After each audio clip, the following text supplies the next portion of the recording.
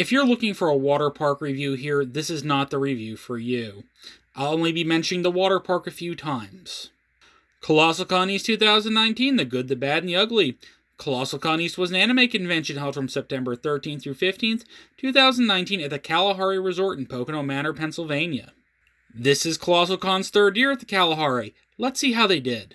For the good, the badge pickup was very efficient, even with a significant line. I'd say I waited about 15 minutes on Thursday to pick up my badge, and it went really fast. The extra water park wristband is a cute feature. You can be in the park extra hours late in the evening and early into the next morning. I don't know if I'd buy them again or only do it for one day, but I'm glad I had the experience. The flea market continues to be one of this convention's flagship features, and this year it was well organized, well run. Yes, there was a line for a lot of it, but the room was not crowded.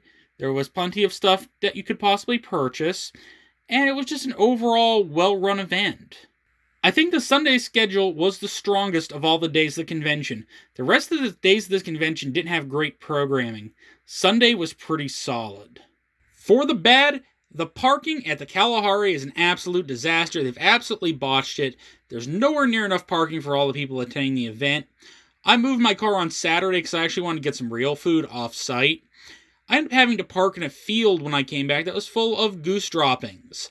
I was not thrilled about that, especially when at night I had to go get my car to move it to a closer parking spot. I wish the Kalahari would figure out their parking. They built a beautiful facility without enough parking. The guest and panel depth of this convention ended up being very poorly planned. The guests on paper looked good. In practice, it really didn't happen. I couldn't tell you what the point of most of these guests were at this event. I can also tell you most of the panels, a lot of new panelists, a lot of rookies, a lot of content with no depth. There was very little good programming throughout the weekend, and it was very disappointing. For the ugly, what should have been better? As expected, the Kalahari was a money pit. Yeah, I know the convention doesn't have a lot of control over this, but basically the Kalahari is there to get you to spend your money. The drinks are expensive. Okay, they're good though. Food is terrible. I didn't even mention it this year, but the food's terrible and expensive for the most part. And you can tell the arcade how it's rigged up for you not to actually win. It's just kind of sad to see how much of a money pit this place is. Prior to the con, I got to experience a serious communication issue with the staff of this event. I would strongly recommend them figure out new, better ways to communicate internally. When people are emailing you, you cannot afford to lose said email for any reason. Thankfully, next year, this shouldn't be a problem, but the Artist Alley layout and the room it was in was a disaster. Very small. It was a massive fire hazard. It was really dangerous. I don't even know if it was technically handicap accessible. But God, it was crowded, and I think next year, with the expansion, you should see this problem resolved. The panel schedule needs to be revised at this con. Unfortunately, you do need to have content from 10 a.m. to noon. Attendance was pretty bad during those, but you need it there. Where you don't need panels at this con is anytime after midnight. Basically, this con does not have the attendance to support those panels, and honestly, you're wearing out those panelists unnecessarily. Maybe it's time to put more rooms on when the expansion's finished, but don't schedule anything after midnight at this con. It is entirely pointless. I hated the band schedule because it was not a fixed schedule. They basically put a block of time aside and said, hey, the bands are going to be here. You need a fixed schedule. Do that. That's how this thing works.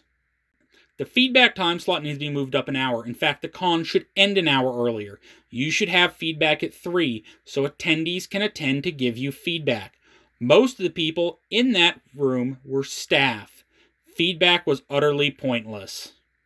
Overall, this is not a popular opinion, but this convention hides behind the water park. This is actually a pretty weak event. It seems to be not well thought out. There's poor depth overall in programming, in content. The situation you get into is, if you're going to go for the water park, go for the water park. If you're going to go to a con for content, go to Zenkai Con instead. They're a lot better at it. They know what they're doing there. The content they have is pretty boring. I usually go for panels, and I had wide open space available in my guidebook, which they didn't use guidebook, but you know what I mean. There was just a lot of panels that were not interesting at this con. There was a lot of guest panels that were not interesting at this con. The con was actually boring. And, for what you're spending to go to this event, you might be able to go to Otakon if you budget it really smartly, a well-run convention. Now, next year the convention center expansion is going to be ready. This con could be entirely different. I don't know. I wouldn't hold my breath, though.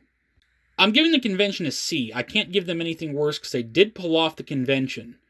But I can't give them anything better because the convention was pretty boring. Thanks for watching.